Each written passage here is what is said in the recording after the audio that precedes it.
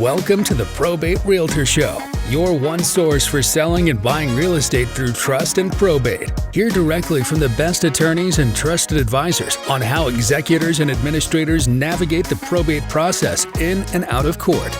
Being a personal representative or successor trustee can be a daunting task, and often beneficiaries don't have a clear plan. Let us help you make the right decision for your clients, your family, and your legacy. And now, here's your host, the probate realtor himself, Matias Baker Masucci.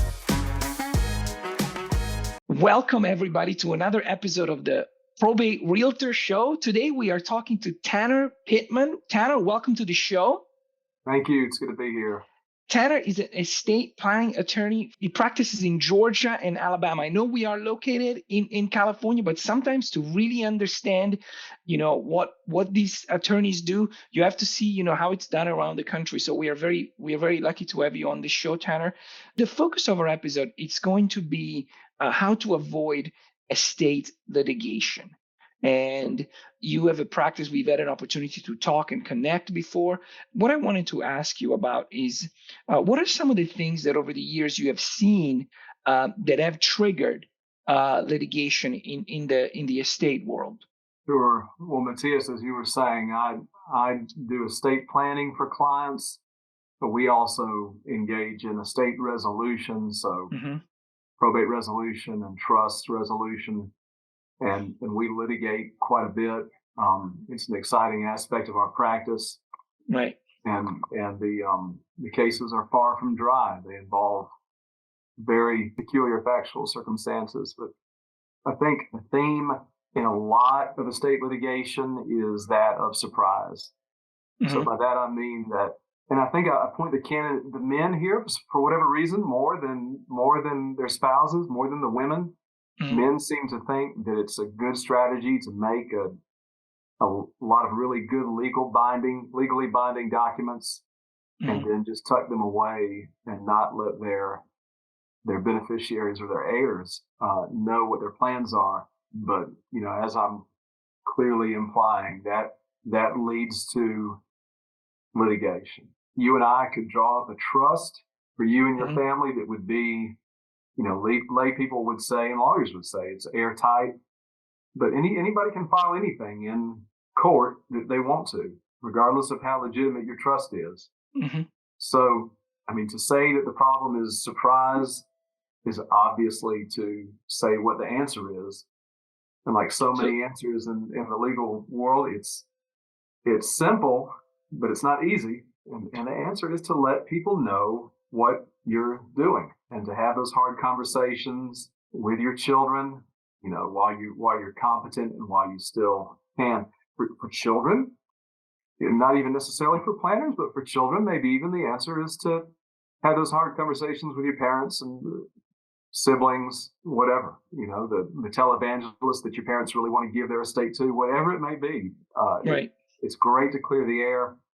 And some cultural traditions are better about this than others. Mine is not. Anglo-Saxon Protestants would rather just, have all disagreements in the family with tones and glances than coming right out with the words they want to say. But that is so true. I'm glad you actually brought that up because, I'm Italian with an Italian background. We are kind of like a soap opera household, people. And no, but that is so true. Like people do forget to make their family part of the process, in a sense that I have seen this, in my personal practice of selling real estate. When a successor trustee called me and said, "I did not know that I was the successor trustee. Yeah. I had no idea, and now I'm the successor trustee, and my siblings resent me for it because somehow." And I wish my parents would have had that conversation with everybody and explained why they had selected me, rather than making my siblings feel like, oh, maybe they didn't love them as much or things like that. So that's a very important thing you mentioned. Now, something that we talked about, you sometimes are brought in to deal with estate plans that was done prior to your involvement. So somebody had done the estate plan or a will prior to you getting involved. And then when the litigation starts, or when problem arises, I should say, that's right. You come in to rescue, kind of like a superhero, rescue the day, save the day. Now, what are the things that you've noticed? Superhero who's paid the same whether he wins or loses. That kind of superhero. Yeah, That wouldn't make for as exciting comic book reading as. yeah, that's true. Yeah. That's true. But let me ask you a question about the language that is used in this thing. When you are conscious of the language they use, you don't want to use ambiguous language. What has led you to be so adamant about, like we got to use clear language? I guess that'll be the right question. Yeah. Well, that's a good question to ask. I think every attorney is likes to be very very clear in their Mhm. wording. I haven't seen as many estates go sideways because of some ambiguous language as much as just a misunderstanding of Okay. how the law is going to operate on the language they do use. So every now and then you'll have the estate where they'll say, they'll say my grandchildren, and the question is, well, did they really mean the frozen embryo who was brought, born 18 months after their parents died? But I think more often, and I've got an example which I think illustrates this very well. More often than not, what clients encounter is that they, or even a generalist lawyer, Mhm. will write a will. In Georgia and Alabama, we write wills primarily. Mhm. Right. Probate can be simple when you're not litigating over it Right. in our states, especially so in Georgia. And so the living trust is maybe not as current in Georgia as it is, or in Alabama as it is in California, although there are plenty of good reasons to do one sometimes. Yeah. In any event, I had a case that took us a while to resolve where there was these details are not for the children, but I just come out with it. There was a millionaire industrialist, just a classic, exactly Uh-huh. that. He was a millionaire industrialist who wrote a will that said everything to my wife, and if she predeceases me, then to my son. So as standard as they come. Right. Well, he wrote the will in, let's say, 1995, but by 2010, I can't remember if it's the year he died, but let's say that was the year he died. He had two children out of wedlock, and he was married, obviously, at the time that he died. Well, the will was notable for what it didn't say. And it didn't say, by the way, I'm writing this will contemplating the possibility of having future children. And Mm. if I do, then those children are disinherited. And if you don't say that in your will, which you could almost understand why he wouldn't want to Yeah, make of it course. so notorious. I mean, Yeah. his wife may say, why would you need to say that?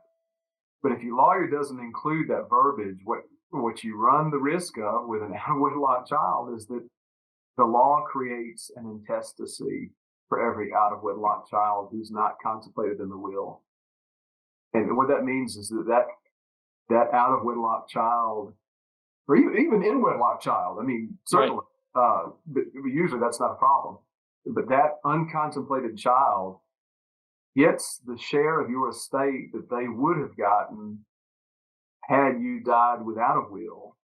Mm. But everybody in your will gets the share that they were going to get in your will. And the Right. upside of that for this millionaire was that his two uncontemplated and out of wedlock children were set to receive 44% of his estate because Mm. he had three children, two of whom were uncontemplated. And in Georgia, the wife gets a third. So if you quickly do the math, you see that they each get two shares of 66%. That's almost half to his Wow. children that his family didn't know about. So I think I think there are a And they few were takeaways from successful. They that. were successful in obtaining that because the law was in. Yeah. Yeah, I was their lawyer. Ah, okay. You're right. We did obtain that inheritance. At the end of the day, it was not a flat 44% because a lot of his wealth was just in stock shares in a metal stamping and machining company and Okay. factory. So we wound up settling for more of a cash settlement put into a trust Yes. for the children. It was fortunate for my clients that Right. they received that inheritance. Lord knows they were entitled to it. It's not their fault that their father bore them out of wedlock, but it would be safe also to say That's not the plan his attorney intended when he Right. drafted that will. His attorney was fine, but he was a generalist and didn't make that contemplation, include that important clause in the will. So That yeah, makes that led to litigation. Yeah. Now blended families is often the cause of litigation. Am I correct, Tanner? Yeah, that's right, Matias. I think that folks assume that the law does with blended families what they would sort of want Mm-hmm. to happen, and that's often not the case. Just depending upon the default plan that folks have. So there are two kinds of Right. defaults. There's the I love you will, where I write in my will everything to my wife and then to my children if she predeceases me. Right. Or there's intestacy if I fail to write a will. Right. And either of those two cases are easily the runaway majority of even blended families of the way folks plan. Mm-hmm. But those lead to unfortunate results for children or stepchildren, as the case may be, just depending on the spouse that dies first. And as you know, your question almost contemplates, we have a not complex trust that can address this. Right. And it used to be that in just every will you saw a spouse would leave to their surviving spouse their inheritance for life and then on to the kids. Right. Well, in blended families, it has to be a little bit more complex than that, but not so much so that the trust is going to break. You mentioned the fact that in Georgia and Alabama, you often use a will in place of a trust. But when, in the case of when do you find yourself having to recommend a trust? Oh, yeah. And you know this, probably most of the people watching this in California and elsewhere know this, but the beauty of a trust, and by a trust, we're talking about the estate planning trust. So right. We call this the revocable living trust. I think I said the last time we talked, Matias, people ask me once to speak about the different kinds of trust. Absolutely. It's like talking about the different kinds of contracts. There are a million different kinds of trusts. Right. But the one that we're talking about here is a revocable living trust in those circumstances. And the notion of that is that my wife and I have a trust.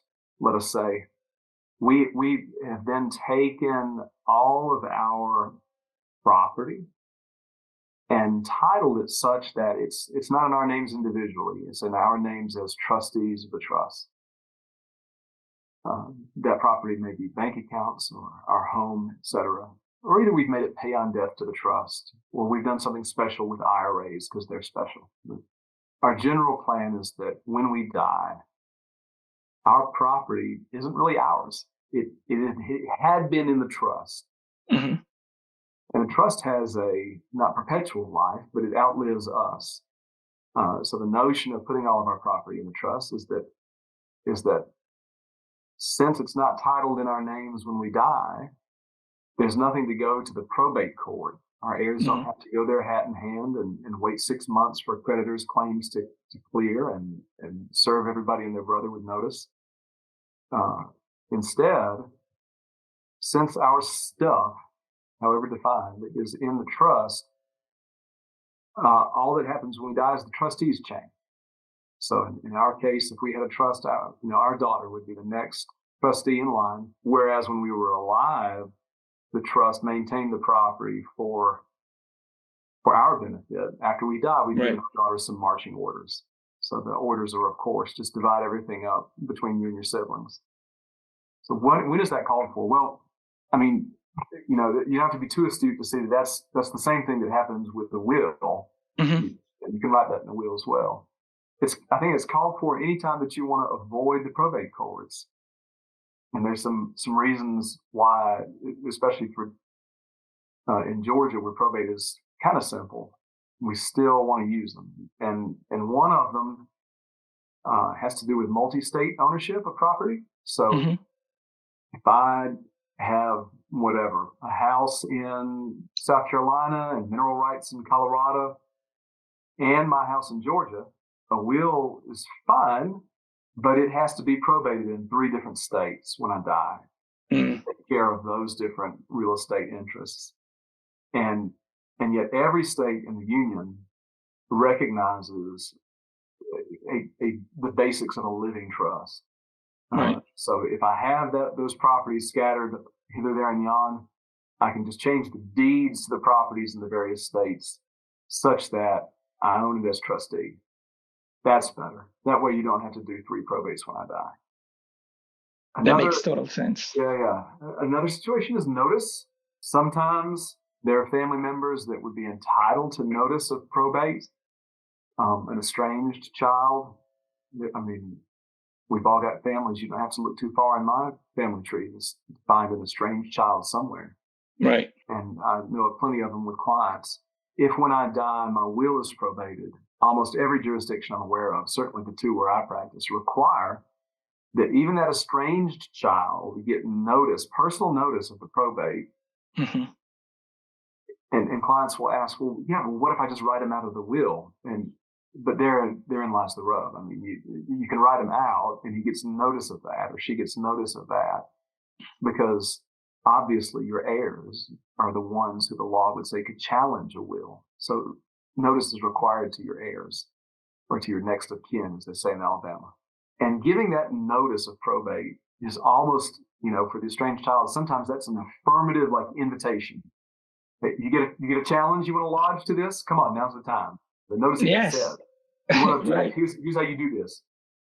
And a trust doesn't contain any kind of invitation. It's a private document. Obviously, if there's real estate, we need to make a change of the deed in the deed room, but we can do that at our leisure. My family records deeds all the time. I don't get notice of them. Right. It's because deeds are not things you need to get notice of, even though they're a public document. So it is, I think in those situations where we have blended families, maybe some estranged children, interstate or multi-state property, we guide clients to trusts. And then generally, they are more popular for many clients who have seen the way they can operate when their own parents have passed away, let us say. Mm-hmm. They've just seen the clean way in which, without going to probate court, everything just cleanly moved from the one generation to the next. And that has some appeal, even though the costs of setting up a trust are higher. They're naturally higher because we're kind of doing the probate now rather than after you die. We're retitling everything now. That's great. That's actually a very nice way to put it. I had never, I do talk to a lot of attorneys. I love it. You're doing the probate already. So you've done it. Everything is titled into the trust. And that makes total sense. Now, going back to what you talked about, the invitation to challenge, you're right? The notice and this and that, and somebody can challenge it. When clients come to you and they're like, look, I would like to challenge a will, generally speaking, how quickly are you able to tell whether they have any grounds to stand on or whether you're like, look, this is a long shot. I don't want to take up your time unnecessarily. I love this question. Wills are hard to challenge. Will contests that I carried out all the way to the finish without settlement. I don't even think I have fully challenged a will all the way to a verdict. I've settled will contests, and then I've been on the defending end of a will where we upheld against a challenge. And the one, you settle a case on pretty good terms, then it's like of course. a win. You could probably anticipate yourself without, a law degree, things that make a will more eminently challengeable than the next will. So typically, I know this isn't what Daddy wanted, is not good grounds. But recently, for example, up in Georgia, we had a will contest where there was a fine lawyer on the other side from me, but he didn't do the will.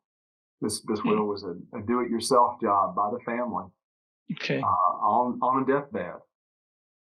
That is to say, they signed it, at the side of what became the testator's deathbed. And nobody who was taking under the will or the previous will that I was propounding, nobody in either situation were children. There were kind of some some folks that were raised as though they were the testator's children. So that made it a little tricky. Usually if I go to your deathbed, Matias, or let's say you come to mine and, as the viewers may know, you're not kin to me, and suddenly I write a will to you disinheriting my own children, that's pretty easy. Yeah. It's a little bit more complicated when it's, sort of strangers to the bloodline versus yet other strangers to the bloodline. That was my case in Georgia recently, but it was a deathbed will by a fellow who was only groaning out syllables. The folks who pushed the will at him and notarized it themselves were very good friends, and I think one was even a family member of the people who took under the will, and they did, as it turns out, us the courtesy of making a video of the signing. It was more detrimental to their case than positive. Right, because the gentleman who was signing probably, like you said, didn't look competent. He was not. They had a misunderstanding of what the standard was for making a will. So some things to look for, I guess, if you're coming to me with your will contest case, are the natural objects of your bounty being disinherited? In other words, is someone taking in place of a child? What was competence like at the time the will was signed? Has there been a diagnosis of Alzheimer's, dementia? Do we have medical records that show that kind of thing? Who was under whose sway were you when it was signed? I think this is important as well. Oh, I will tell you, actually, no, excuse me. I did challenge one successfully. It was against a pro se fella in Georgia. He had gotten out of jail, and pro se means he didn't have a lawyer. He had gotten out of jail, and this is one, it was almost a stranger than fiction kind of case. He had gotten out of jail and gone and lived with his mother, who was my client's grandmother, took her to an attorney, who was a very good attorney, to write a will, and the attorney thought she was competent to make it. She seemed that way, but 6 weeks or 7 weeks after he took her to the lawyer and she made the will, he attacked her. And I'll spare you the details. It was a really brutal attack. Oh, wow. At the time I got the case, he was in jail for this attack. Oh, wow. And my clients, who were the takers under a previous will, that she had both enacted like 15 years prior and then amended to restate it in the same way a few years after that, they both said that she was under the undue influence of this fellow, her son, because she was right. Very afraid of him as the attack bore out. So undue influence is certainly a factor. These details, there's no one sort of smoking gun factor. Yes. It's all for a finder of fact, a judge or jury to decide. But that did go our way. We didn't have a jury trial on paper. That makes sense. Yeah. I could talk to you forever about these things, and I love the stories. Yeah, I like talking shop too. Absolutely. But let's talk about your journey of how you arrived where you are today, which is always very fascinating for our audience. When you were in law school, I guess, did you think you were gonna be practicing this law, or even before that? How did you get to law school? When did you want to be a lawyer when you were a little kid? No, I was sure I was going to be an international businessman, even in law school. I really enjoyed languages in college. Still do. Had traveled a little bit during my college career, and I was sure that, be it through a business major, which was my undergraduate major, or my eventual law degree, I'd be doing that. And now, except for the occasional German client with some interest in a Georgia estate, I haven't used the languages too much. But that was the journey. I would not have told you estates and probate law was going to be my life's calling, but it is such an interesting area of law, as you know well. Absolutely. Led to this. That's fascinating. So in the end, you ended up you graduated from law school. Did you go into private practice? Did you join a larger firm? Yeah, no, so I graduated from law school, and my wife graduated with her PhD at the same time.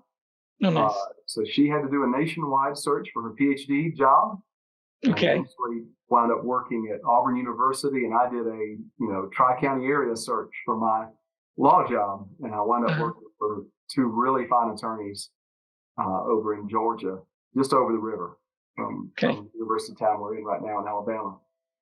And so I was with them for about 2.5 years till I hung up my shingle and focused on estate law. That makes sense. Very nice.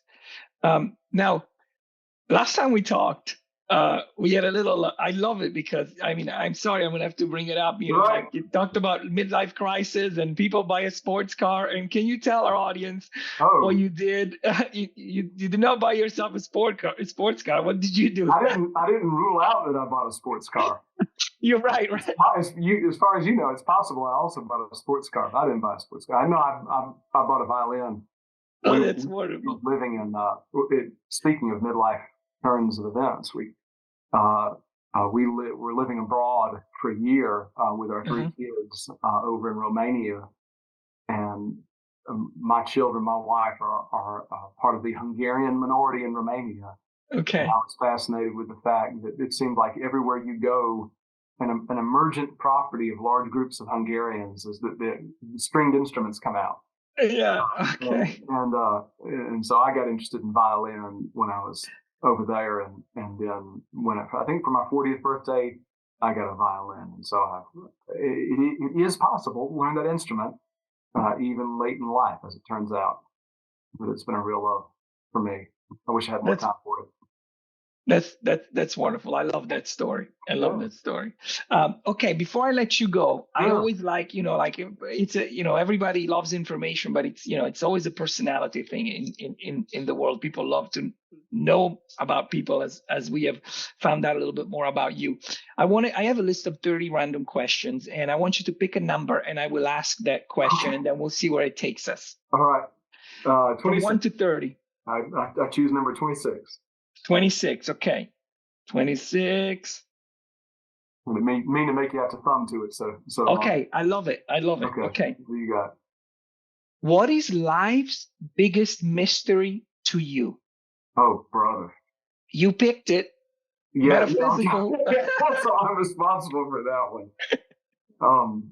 We're Christians, and life's biggest mysteries to me fall along Christian lines. So I'll just unashamedly say, absolutely, there are a number of Christian doctrines that we think beautiful and mysterious.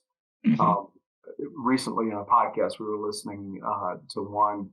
So Christians hold that Jesus Christ is both fully God and fully man, and that's obviously, if I told you this tie is both fully tie and fully antelope, you would say that's not. Look again, and that's not quite right. And that's a mystery that is lovely to us for so many doctrinal reasons, but very hard to wrap our minds around. We hope one day to have resolution there. But that's probably on the other side of my estate plan, though. Yeah, thank you so much for sharing that. I love that. I love the personal thing. This is why it's important. It's been such a pleasure to have you on the show, Matias. Tanner. Thank you so much. And we will make sure that we'll get the show out there, and hopefully our audience, whenever they are and anybody that it's in Georgia or Alabama will reach out to you. Okay. Yeah. Well, thank you. It's been a tremendous pleasure. You're a delight to talk to. Oh, thank you. Okay. Bye, everybody. We'll see you in the next episode. Thank you for listening to the Probate Realtor Show. Find more episodes and interact with us at probaterealtor.la. That's probaterealtor.la. Listen, ask questions, and get results. Don't forget to like and subscribe. The probate realtor Matias Baker Masucci is a licensed real estate broker in California, DRE number 020547663. Any legal information provided is for informational purposes only and not for the purpose of providing legal advice. Contact an attorney to obtain advice with respect to any particular legal issue or problem. We make no guarantees as to the accuracy of any information. Thank you again for listening, and we'll see you in the next episode.